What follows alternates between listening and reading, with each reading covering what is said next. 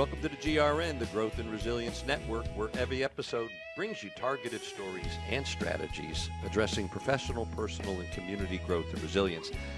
The intent of each episode is to educate, energize, and equip you with information and hopefully a bit of wisdom to apply in your life and within your community. Hi, I'm Steve Piscitelli, your host, coming to you from my headquarters, my world headquarters here in Atlantic Beach, Florida. Now, today we're going to focus on pet therapy. More than likely, you are familiar with service dogs, but are you familiar with teams who provide pet therapy? So in the studio, we have a recognized expert in this area. In fact, when I reached out to one of my pet therapy mentors, she immediately guided me to speak with the Reverend Elizabeth Teal. She's an ordained interfaith minister, and she's a specialist in animal-assisted therapy, education, emotional support, and crisis response. She and her dog, Annie, at least at the time, made over 19 trips to the World Trade Center in the aftermath of 9/11 and volunteered at the New York City Family Assistance Center, Pier 94, until it closed. Reverend Teal and her current canine partner, Tommy, a standard poodle, partner in chaplaincy and spiritual counseling. Tommy was a canine guardian ad litem in the state of Florida, and now he works with the Reverend and volunteers with the Clay County Humane Society. And if you want information about what Reverend Teal does, please go to one of two sites, or in fact, go to both sites. One is the ministryofanimals.org, and the other is Giving Pause, PAWS.org. I'll also put them up on the podcast so you can have access to them. So, welcome, Reverend Teal. Well, thank you. It's lovely to be here. It is great to have you here. I'm going to learn a lot. My wonder dog Roxy and me are making our way into pet therapy, and I'm just so excited about it. And by the way, Roxy is she's a real added resource here today, sleeping at our feet as we do this. So let's start with basics, if you would. Educate me as well as the listening audience. What is pet therapy? Who? Human, animal, and I think you'll tell me that's two animals in there probably. Who does it? What's the connection to service dogs? And then you use the phrase or the concept of animal-assisted intervention. So maybe you could bring all that together for us. Sure. Let's just start with some terminology, because pet therapy is the catch-all phrase that was started in the 70s, and it's it's like a great big basket, and it's very confusing. It's like, who's getting therapy? The pet, the person? How is this therapy? Is there a shrink involved? And so it's become this big catch-all. So now the state-of-the-art and the people on my side, the professionals, we refer to it as animal-assisted intervention. The other one might be animal-facilitated interventions. And that's like your big basket. And that includes charted therapies. Say that again? Charted therapy. In other words, it's only therapy if someone writes it down and there's a goal related to it. Other than that, it's an activity. So it's an activity. That activity may be therapeutic in that it's helping to raise everybody up. And it's normalizing or healing or all of the elements that we need to survive that aren't necessarily Mrs. Jones broke her hip, she must learn how to walk. We will do pet therapy with her, and we will say she walked with Roxy, and today she took 10 steps. Tomorrow she took 20 steps. Our goal is by the end of the week to have her walk the end of the hall. That is facilitated by the fact that she likes dogs, and Roxy is beautiful and wants to walk softly and quietly beside her. Her focus then is no longer on her pain, but on walking Roxy. So her healing has been facilitated. It has been assisted with partnering with a dog. Interesting. As opposed to an activity which is a room full of people at a senior center who may not have any smiles on their faces. Their affect is low. They're kind of feeling a little warehoused and forgotten. You walk in with Roxy, and suddenly they see her, and they start to smile. And you start to feel a little ripple go across the room, and everybody starts having a conversation. They start reconnecting to life. That would be as valid as and important but that would be an activity because we didn't specifically target, we need 4 people to smile. Gotcha. However, if your activity director said, we want to count smiles, then guess what? It's therapy because you charted it. So it gets into a lot of mush-shush, Yeah. which is not necessarily important for the volunteer side, but very, very important for the professional side. Is that that I like mushushush. I mean, that's a real technical term that It is. I'm not sure how to spell it, but we'll let the listeners figure that out. Boy, I can go in so many different directions with this because that's a very interesting. Well, let's just start. Let's go back to you for a minute. Okay. And I know it's about the animals, but this is about you as well. You in the ministry of animals. Now, your website states, and I hope I got this right, this is the quote, "My goal is to create space and forms for people to connect with themselves and each other in an open and authentic way. Mostly my desire is to bring a corner of solace, hope, and healing to a bruised and troubled world that forgets on occasion that we are holy." Mm-hmm. Yeah. Yeah, and that's what's guiding you, and you hope anybody who's doing pet therapy. That is my lodestar. That is my lodestar. That is the cornerstone of animal-assisted chaplaincy. And my heart is in animal-assisted chaplaincy because that's that part where people find themselves without connection, when they find themselves without a tether. They don't know how to come home to themselves. And one of the things, we all have that experience, those of us who have animals. You come to the door and they greet you like, "Oh my gosh, I missed you. I love you. Thank heavens you're home." That core experience is something that we need to have. It's essential for us as beings on this planet, that feeling of belonging and being welcomed home. One of the reasons that animal-assisted interventions work is because when well-trained animals visit with people who like non-human species, you have to have both ends. You suddenly have this opening for those spaces of unconditional regard, those spaces of welcoming and belonging. You know, you hear the phrase all the time, pets provide unconditional love. That's actually not true. What they provide is access to feelings of unconditional love. Because anybody that's ever been bit by a dog, anybody that has feelings where their dog pooped on their pillow, at that moment they weren't feeling unconditionally loved. They were feeling like, "You pooped on my pillow. What's that about?" And so we still have to be in a very real relationship with them. But what they provide for us is an access to feelings of solace and unconditional regard that is a reflection of the fact that we're all holy. We're all part of this magnificent place that we live in now that we call home. Share a little bit more about your journey. Like, how did you get into this? I mean, did you come up in a family that was just loving of animals and you were surrounded by it? Did you have a mentor? What was it that got you into this? And then somewhere in this, I want to go to that 9/11 connection. That is fascinating to me. Well, the short version is, I've always been attached to animals ever since I was little. I'm the little kid that would, sneak her gerbils in her pocket and take them to school. I gave my second grade teacher a pair of mice as a wedding present.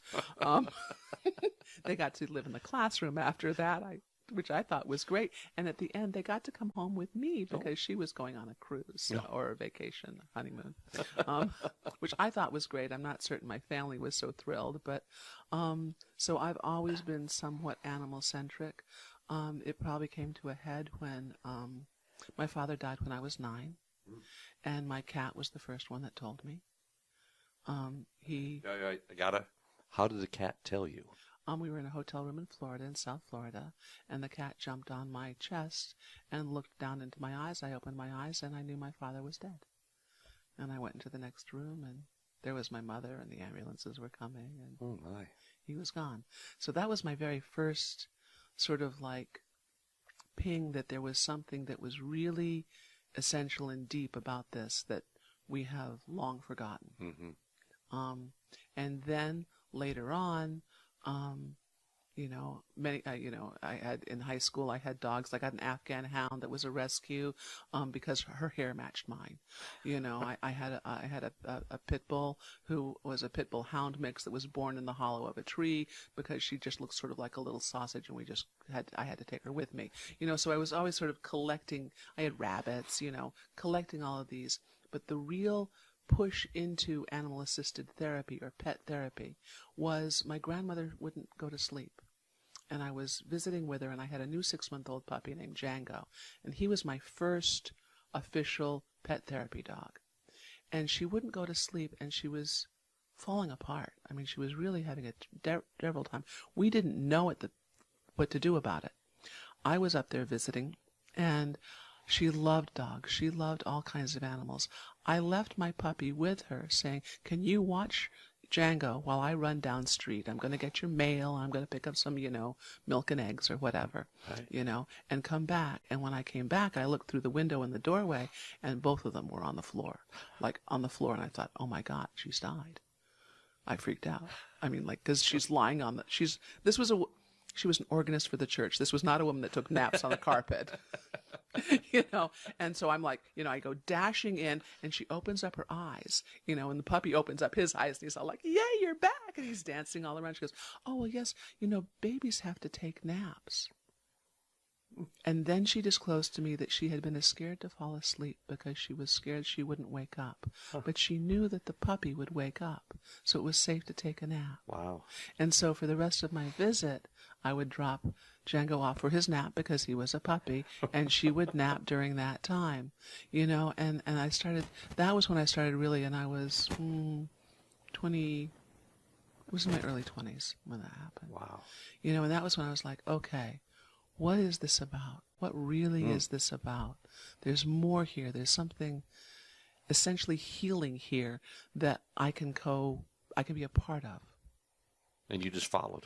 And I just followed that path. I followed that, and it's led me to some pretty amazing places. Wow, that is, and one of those amazing places, 9/11. Yes. Just a little bit about that. How did you get connected? To whom did you minister? I lived in New York at the time. I worked with the ASPCA for years before that. Annie was chosen to be for animal-assisted activities, specifically pediatric. And I had friends at the ASPCA, and the event is so huge for me because I lived there. I mean, it was a very active and very real part. You were in the city. I was, yes, I was in the city. But almost immediately afterwards, because the day of, there was that's a different story with animals. But by that night, everybody was gathering in the parks. No one could be in buildings. No one could be inside. And Annie was at the parks, and Django was at the parks. That was his last official visit, because he was an old man at that time.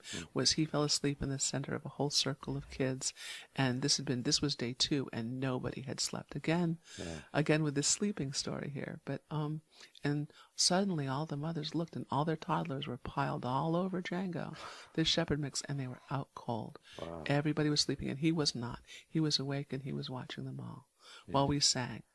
The next day, we knew that it was going to be,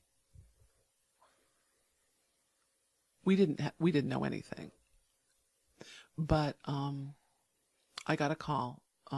We were already down there. I was down there by the armory. It was before it had moved. I had not gone all the way down because you couldn't go to the site. You didn't want to go to the site. We were trying to do everything else, making sandwiches, getting water. It was chaos. It was absolute chaos.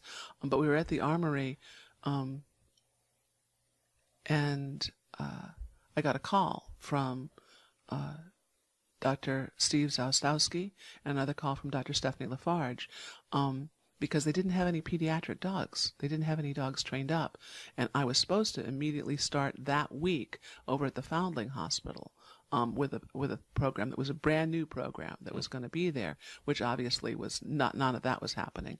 And they called because they had, beginning at Family Assistance Center, they had children's setups. They had, places for the kids to be while the parents were, or while parents were being looked for, or paperwork, all of the stuff. I've actually never talked about this in detail, so, you're going to get a kind of, and so they said, can you, and I said, absolutely. And I came in with Annie, and we went in, and she was deeply needed, and I was deeply needed in that moment with those kids at that time.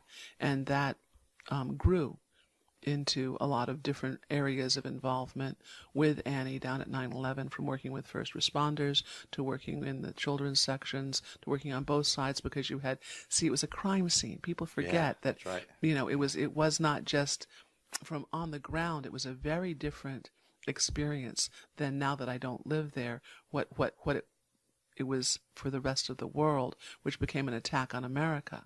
When I was there, I was working with children who spoke every single language. We had translators speaking every single language to work with these kids. It was the World Trade Tower. Yeah. It was a very humbling experience. It was definitely holy, and I'm very honored and saddened to have to be a part of it. Were you, was the Ministry of Animals... Ministry of Animals didn't exist then. Were you ordained minister at that I was point? not ordained. I was a seminary dropout. I was... Yeah, well, yeah. It's not uncommon to sort of sit there and, you get called when you're 6 years old, and then you continually try and run away from the call the rest of your life until you trip over, fall flat on your face, and it's like, oh, right, that. Maybe I'll apply to seminary again. Funny, yeah. The idea, let's pet therapy, drill down on that. Mm-hmm. I think some folks might just think of pet therapy, and you've already added to our understanding about charted therapy, activity, and the like. I think, though, some folks might just say pet therapy, that's a happy, friendly dog, and you walk in someplace and it's a happy, friendly dog. They might not understand the work and the discipline needed to be trained up to do that, beside having not a calling like you did at 6, but you got to, I know that I do, I feel like I have a bit of a calling to help my community. Mm-hmm, sure. Whether it's patients in a hospice, memory care, or even students who are learning to read. Talk a little bit about this idea of what it takes to become a team. Oh, yeah. And, is it you have to be certified? If so, by whom? Okay, first off, there's no certification. Okay. There's only registration. And that's really important, because there are people out there that will tell you, we will certify your therapy dog, give us lots of money, and we will give you a piece of paper. And unfortunately, most of them are very ill-prepared to be even a registry, or even to be appropriately training your animal for the kind of requirement that's needed. What's really important here is 2 aspects. One is team. It's always a team. You don't have a therapy dog. You're part of a therapy team. You can't do the job without each other, nor should you. Lassie was played by 5 different dogs. All of them were male. It's a whole different aspect when we start looking at that. The other point that's really, really important, and it got way ahead of itself, the research started getting out there. You pet a dog and you lower your blood pressure. Well, you pet a dog and you can raise your blood pressure. Petting a dog, if you like dogs, normalizes your blood pressure. If you don't like dogs, it's not going to lower your blood pressure. It's going to raise your blood pressure. So we have to be very specific about, if that to make it and target it, so that you have to love your dog. Your dog has to love you, and that's almost irrelevant, because you have to have a skill set that says, I can listen to you and you can listen to me, and together we can listen to the needs of the people that are hurting in front of us. And you have to have all of those elements. So a lot of people think, I have a happy, friendly dog. I can just take it into hospitals. I can take it into nursing homes. And unfortunately now, we have a lot of facilities who will just say, does it have its rabies shot? Oh, well, then he's so cute. Come on in. Well, we're not really worried about rabies. We're really not. What we're worried about is that, and we're not even that worried about dog bites. We're worried about how do they act in public? How do they... So the CGC, the Canine Good Citizenship Test, is like the first hurdle. Are they safe in public? Are they comfortable in public? And those are two separate things, being safe in public and comfortable in public. So that's the first hurdle. You know, it's like, yes, I can read. I can read at this level. You know, you want those first hurdles to be before you even consider yourself for pet therapy. And the one question I always ask people is, how is your dog at the vet? And they're like, what do you mean, how's my dog at the vet? And I'm like, how is your dog at the vet? Because vets' offices, hospitals, and nursing homes use the same drugs and the same cleaners. They smell the same. So one of the first things to start looking at is, how is your dog at a vet? Because all of that sensory experience walks with them everywhere they go. How does your dog like? Oh, my dog likes everybody. Nobody likes everybody. It's just how we're built, and we're supposed to be built that way. It's a protective mechanism. You're not supposed to just like everybody. You're called to love everybody. I am a minister, but you don't necessarily have to like everybody. And so you want to really target, who does my dog like the most? And that helps funnel the next step of your training, which is, okay, they've passed the CGC. And then you start looking for a registry that fits who you are and where you are. You know, and there's responsible registries and not. And there's a lot of really good ones out there. You've got the Alliance of Therapy Dogs. You've got Pet Partners. You've got Bright and Beautiful. You know, there's some really responsible. You've got Intermountain Therapy Animals. You've got a lot of really responsible groups, but each one of them will tell you that they're a registry. That's right. That's and correct. They're not a certification. And every single one of them will have some form of both skills test and aptitude test. What are the skills that I need for this job? And do I have the aptitude for this job? Do I want this job? Yeah.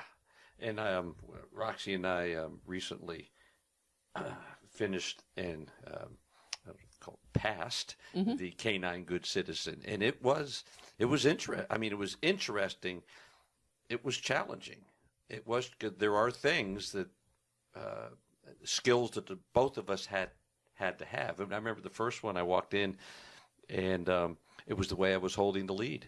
It was the first thing that Stacy, the trainer, picked up on. Stacy Strickland. Yes, wonderful, wonderful.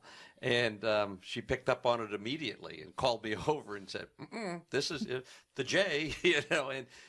And then that led to me feeling different walking with Roxy. Sure.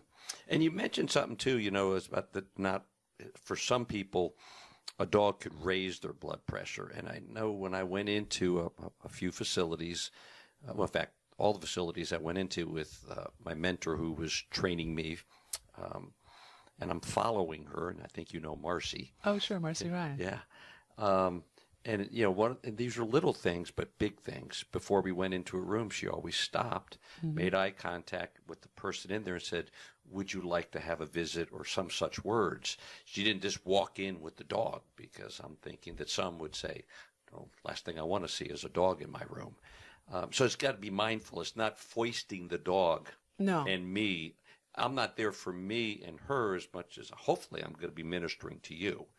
What you just said was really, really important. I just want to target that a little bit. Please. Because so many people talk about wanting to share their dogs, and they want to make it about the dog. So many people talk about they're doing it, and that's really not it at all. You are there for the people that you are visiting. So you have to go and absolutely ask, would you like a visit from a dog? Even if you know and someone has told you, oh, they can't answer, you ask the question anyway, because who are we to know? Who are we to know? And so you look at the entire being that's in front of you, and you keep watching to see, is this what they want? Yeah. You know, so that you're continuously working inside of consent. Continuously working inside of consent. That's and that's so powerful, because I know as a speaker, I always remind myself before any crowd, whether it's 5 or 10,000, I'm not on this stage for me. I'm here for you, and hopefully we connect. Yeah, absolutely. And with the message. But I'm here for you, not for me. And unfortunately, some people miss that. Mm-hmm. What are the qualities for a good therapy dog, that part of the team? Oh, sure. What? Can you speak to that? I have this conversation many times a day because people call me, and the first thing is they have to want to do the job. So the first evaluation that I say is observe your dog. Do they automatically want to say hello to strangers? Do they automatically want to say hello to strangers? That's the very first thing that you need to know. The second is ask the stranger or a friend, when someone bends down or kneels down, does your dog automatically want to go into that person? That's the very first, like, yes, I like human beings. I want to be touched by human beings. Because in general, if you watch dogs don't generally walk around touching each other. Yeah. They don't. They play with each other. They play about. They might hit each other with a paw, but they don't pet each other. We have thumbs and palms. We pet. So you have to say, does the dog like to be touched? And does it like to be touched all over? And then does it like to be touched in kind of odd ways, like touched lightly with a feather, with a shaky hand, with a thumping hand? Yeah. Good point. Does it mind having its tail pet? Does it mind someone just gently holding onto its ear, its paws? Mm-hmm. So that's that next step. At first, it's like, do they like people? Then the next is, and this ties right into why I said, yes, I want to do this. How resilient are they? I don't care if a dog startles. I care what they look like after they startle. And that's really important because if a dog is shut down and unaware of their environment, that is not necessarily a safe dog. Oh, nothing phases my dog. Ooh, nothing? For me, that's a dog that's not necessarily really in his environment all the time. I want to see a dog that says, oh, looks at the loud sound. That was a loud sound, and is not bothered by it. I don't want a dog that's like, a loud sound? I didn't hear a loud sound. I don't mind a dog even going, what? Not what, but what? Oh, that was a loud sound. And the handler can then say, that's nothing. That's a car backfire. Oh, the more we label those things, but the dog then immediately after that's like, oh, hi, look at new person. That's that resilience.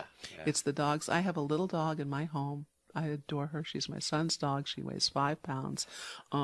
She had a traumatic early childhood, but if you drop one set of keys or one metal ball, she runs into the corner that she can go into, and she will stay there. Now, she doesn't stay there for half a day. Now she's got a lot of training in her, so she'll hear it, she'll keep her socks on, and she might shake a little bit. She does not have resilience to be able to do this kind of work. And you know that, yeah. That's a great point.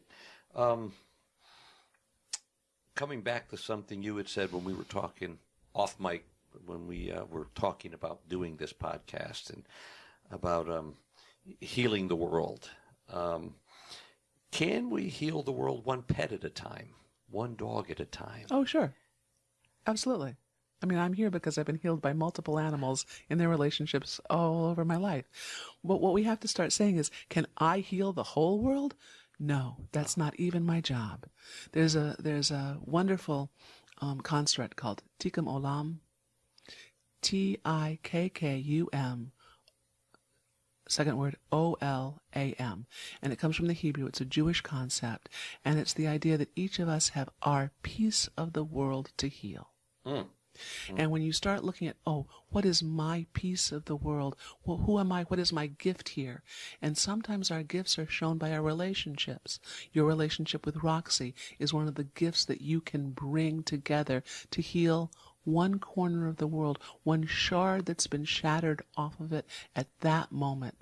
But for that one person that smiles for the first time, a real smile, not a polite smile, but a real honest to goodness joy into their soul smile, that's a little piece of healing that you have facilitated into this world. Yeah.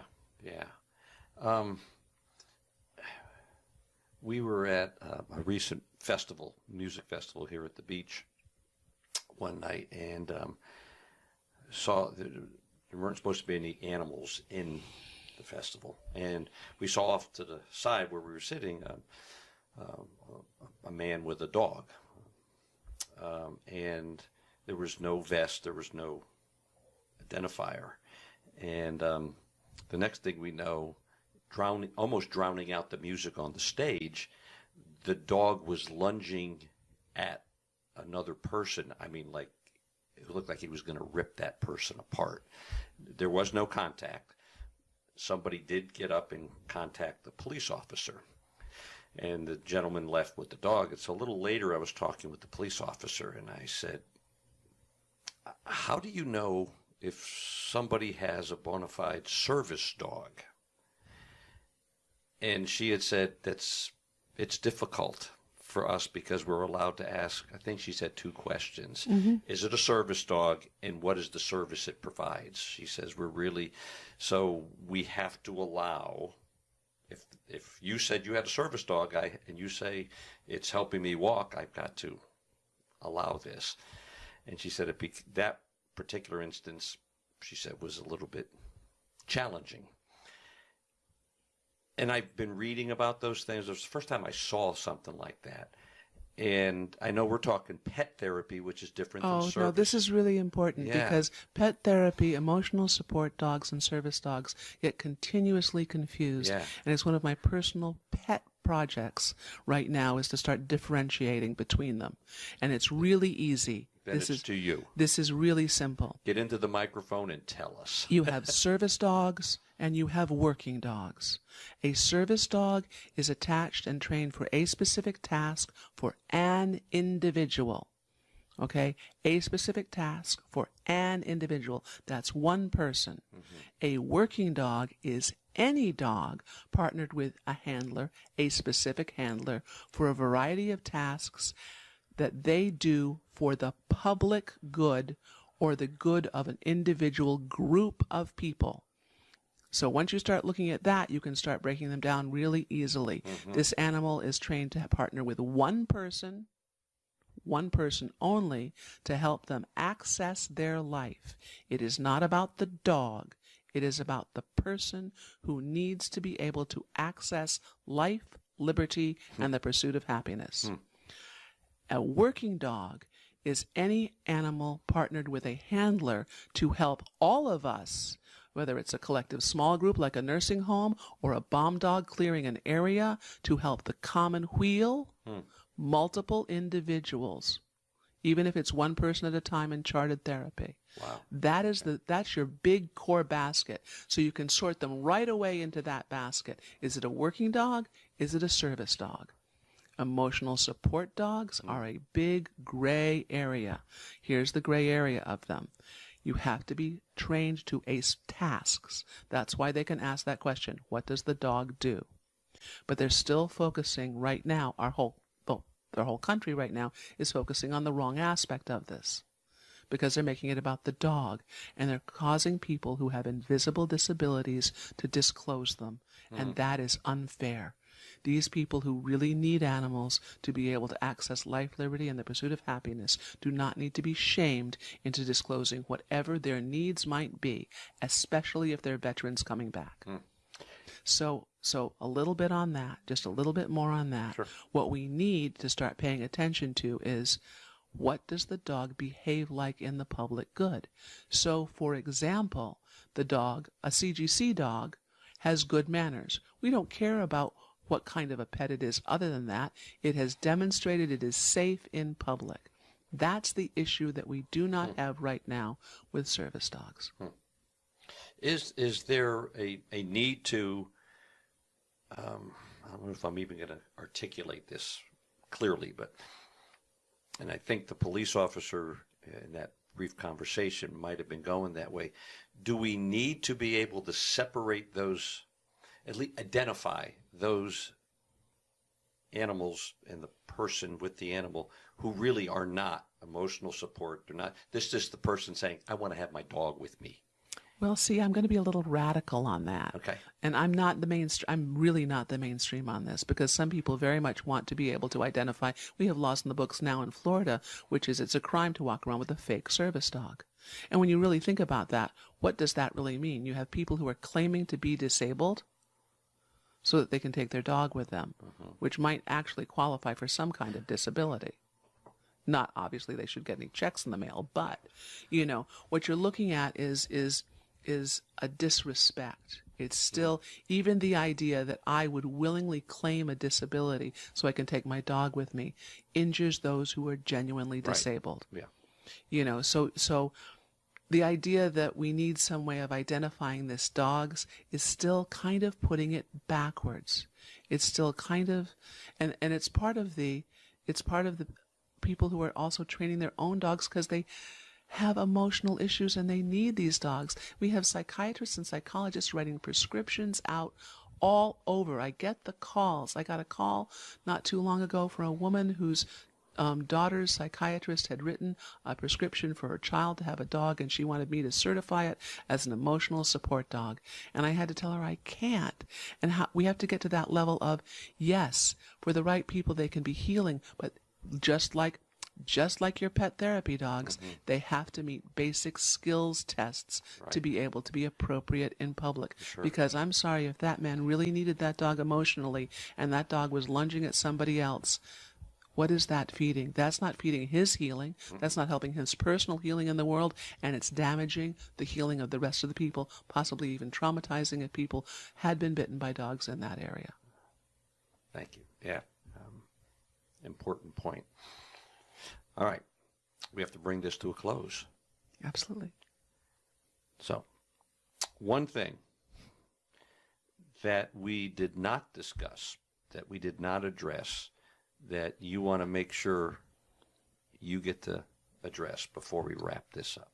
Is there one thing about pet therapy, about animal-assisted intervention, facilitated activity, work dogs, working team? Is there one thing? You've got so much here. One thing? Is there one thing we did not touch on? And I know in 30 minutes we're not going to be able to touch on a lot of stuff. I mean, I understand that. And you know that better than I do. But is there one thing you just want to leave, and even if it's a call to action for the people listening when it comes to this topic? Oh, wow. One thing. If there's one thing that I want to leave people with, is that I don't have one thing. They're not furry little humans. Visiting with your pet is a partnership that transcends species. What you're doing is you're taking your relationship and you're sharing it with the world. They're not fuzzy little humans, and we need to really listen to the gifts that they bring, and we really need to listen to the people that we're visiting.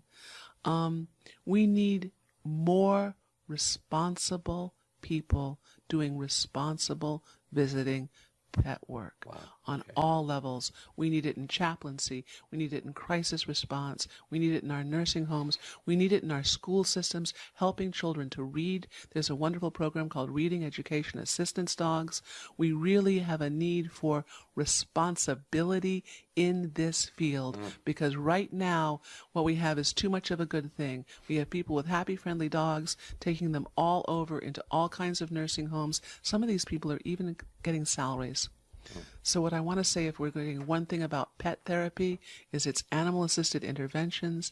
And yes, if you're called to this, if you have a partner for this, you can help heal a little bit of the world. That's what a nice way to end. Heal a little piece of the world with our partners. All right. I'm going to give you a quick lightning round. Okay. I'm going to have a sip of coffee. Well, that's great that you're doing it, because that's my first question to you. If you were a cup of coffee up on the barista menu board, what would you be? Black, no sugar. Black, no sugar. Okay. That's what I have right here, in fact. Who would you love to have dinner with? Anyone in history?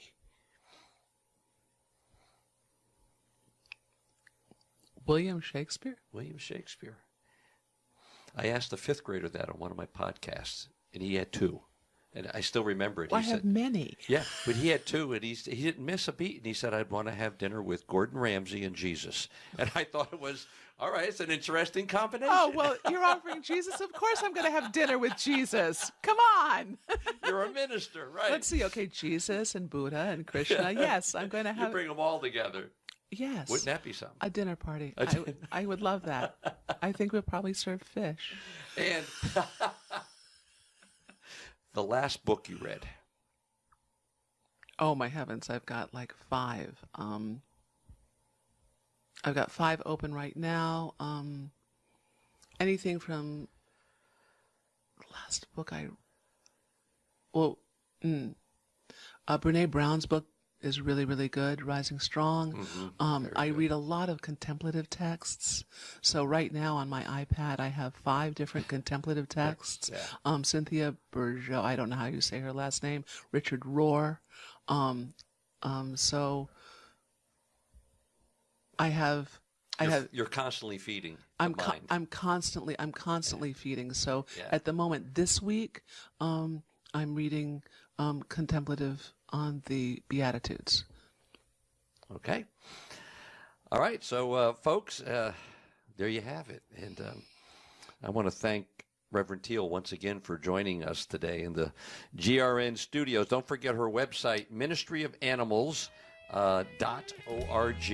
And then the other one, Giving Pause, PAWS.org, for more information and how you can heal the world in one little space at a time, and what you can do to make a difference, provide solace.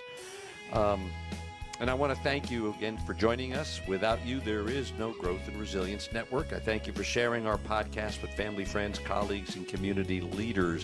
Visit my website, stevepiscitelli.com, for more information about upcoming conversations on the GRN and about other programs and resources for growth and resilience. So until we meet again, either virtually or somewhere in person around this great nation, this is Steve Piscitelli from my world headquarters, reminding all of us to choose well, live well, and be well, and to continue to make, share, and savor powerful moments. Bye-bye, folks.